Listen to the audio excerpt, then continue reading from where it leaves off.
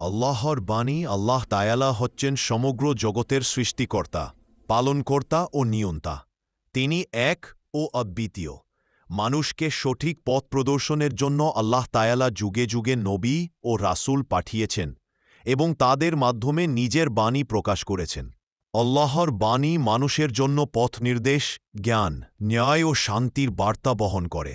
আল্লাহর বাণীর সর্বশেষ ও পূর্ণাঙ্গ রূপ হল পবিত্র কুরআনুল কারীম, যা মানবজাতির জন্য আল্লাহর চূড়ান্ত হেদায়ত হিসেবে নাজিল হয়েছে। কুরআনুল কারীম আল্লাহ তায়ালার কলাম বা বাণী। এটি কোনো মানবরচিত গ্রন্থ নয়, বরং আল্লাহর পক্ষ থেকে অবতীর্ণ এক অলৌকিক বাণী।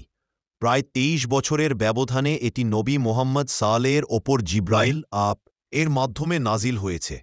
কুরআনের প্রতিটি শব্দ, বর্ণ ও বাক্য আল্লাহর পক্ষ থেকে নির্ভুলভাবে প্রেরিত। আল্লাহ তায়ালা নিজেই এর সংরক্ষণের দায়িত্ব নিয়েছেন। যেমন তিনি বলেছেন,